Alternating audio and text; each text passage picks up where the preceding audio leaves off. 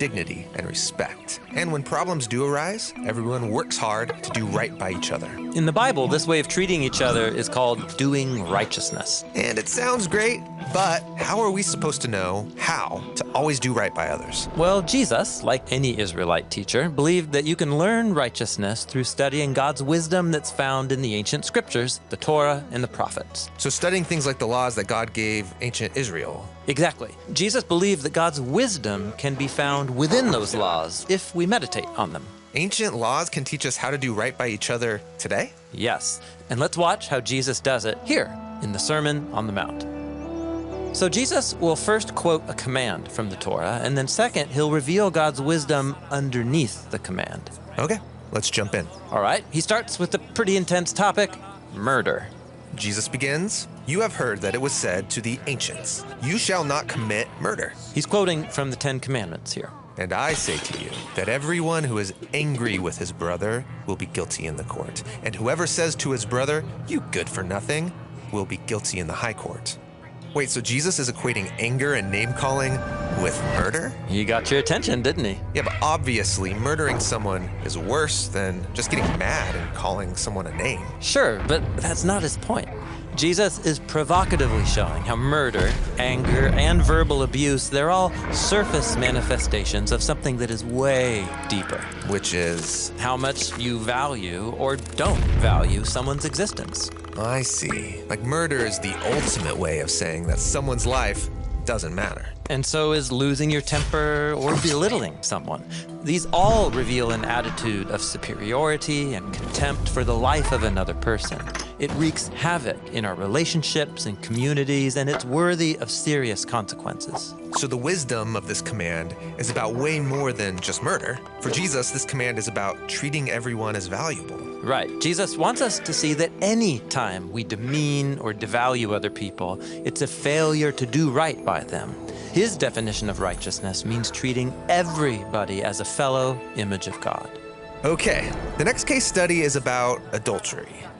You have heard that it was said, 'You shall not commit adultery.' Again, quoting from the Ten Commandments here. And I say to you that everyone who keeps on staring at a woman in order to stir up sexual desire, he's already committed adultery with her in his heart." Okay, so Jesus isn't talking about merely finding someone attractive. No, he's talking about the long, creepy stare, objectifying someone, looking at them like they exist for your own pleasure. And when we do this, we are stripping a fellow human of their God-given dignity, even if we keep our hands to ourselves. In fact, this is so serious to Jesus. He goes on to say, if your eye or hand is causing you to sin, cut them off. I mean, really? Jesus was the master of hyperbole. I mean, he just said the real problem is in our hearts, not our eyes or our hands. But he's trying to make clear that the stakes are really high. Yeah, well, he succeeded. It's important to remember that Jesus was raised on the Hebrew scriptures, which portray sex as a beautiful thing. But if sexual desire is driving us to dishonor the image of God in others or in ourselves, if it's causing breakdown in our relationships, it's actually ruining us, and we need to do whatever it takes to deal with it.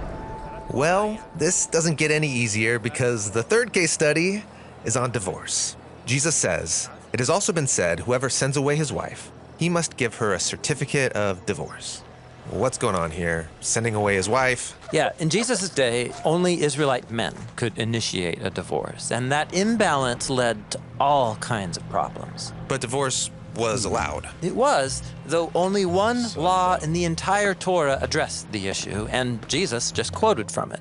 The law said that if a man initiates a divorce, he has to do it in the proper way and for a legitimate reason. Okay, so what's a legitimate reason? Well, this was actually a hot debate in Jesus' day. According to some Torah scholars, this law allowed for divorce only in the case of adultery. But other Torah scholars argued that the law allowed a man to divorce his wife for any reason, even dissatisfaction with the marriage. Okay, so here Jesus enters into that very specific debate. Right. Now, if a man could threaten divorce for any reason, that would make it easier for him to abuse his wife. And so to protect women, Jesus sided with those who limited legitimate divorce to cases of adultery. And he makes this clear when he says, "And I say to you, any man who sends away his wife, except for a case of sexual immorality, makes her the victim of adultery." Okay, and what does that mean? Makes her the victim of adultery. Yeah, Jesus is being provocative again, saying that if a man divorces his wife for an illegitimate reason, because he's tired of the marriage or just wants to be with somebody else, his marriage covenant is actually still intact. And that means that any new marriage is an act of adultery. Right.